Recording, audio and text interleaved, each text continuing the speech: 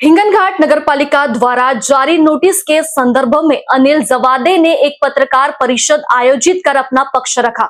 उन्होंने बताया कि संबंधित स्थान पर पिछले 60 वर्षों से एक शैक्षणिक संस्था संचालित है और आज भी शिक्षा देने का कार्य निरंतर जारी है। इसके बावजूद उक्त स्थान पर अतिक्रमण का आरोप लगाते हुए अतिक्रमण धारक की ओर से दिए गए निवेदन पर 3 दिनों के भीतर जवाब देने का पत्र नगरपालिका द्वारा दिया गया है। इस विषय में पहले ही नगरपालिका को लिखित जवाब सौंपा जा चुका है। ऐसा स्पष्ट करते हुए जवादे ने कहा कि इसके बावजूद अब दोबारा की जा रही कार्यवाही संदेह पैदा करती है। उन्होंने आरोप लगाया कि यह पूरी कार्यवाही राजनीतिक उद्देश्य से प्रेरित होकर दबाव बनाने के लिए की जा रही है। पत्रकार परिषद में उन्होंने यह भी कहा कि नगरपालिका के सदस्यों, स्वीकृत सदस्यों, नगराध्यक्ष तथा तुरस्कर शिक्षा संस्था से संबंधित भवन निर्माण अनुमति, नक्शे और अन्य सभी दस्तावेज सूचना के अधिकार के तहत प्राप्त कर उनकी जांच की जाएगी। साथ ही सच्चाई सामने आने तक संघर्ष जारी रखने का संकेत भी उन्होंने दिया।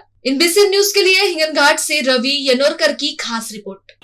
नगरपालिकेने जी आम्हाला नोटीस दिली त्यामध्ये कुणीतरी तक्रार केलेली आहे। या सर्वे नंबर 150 वर अतिक्रमण केलेल्या काही लोकांनी आणि त्या तक्रारीचं संज्ञान घेऊन काही चौकशी न करता, माहिती न घेता सरळ एक संस्थेला पत्र दिलं आहे की 3 दिवसाच्या आत बांधकाम मंजुरी आणि बांधकामाबाबतची आणि भूखंडाच्या मालकी हक्काबाबतची माहिती सादर करा म्हणून आणि खुलासा सादर करा।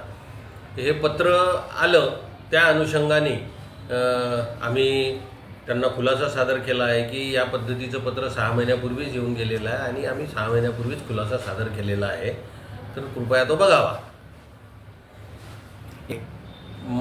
आता मी काढलेली माहिती आणि मी घेतलेली ती प्रमाणित प्रत त्यावरून माझ्या असं लक्षात आलेलं आहे की ही तक्रार करते नगराध्यक्ष मॅडमला एखाद्या वेळेस भेटले असतील, सीओंना भेटले असतील आणि त्यांना हे निवेदन दिलं। हे निवेदन दिल्यानंतर मग ते त्या खात्याकडे गेलं असेल आणि त्या खात्याकडे गेल्यानंतर मग हे पत्र निर्गमित झालं।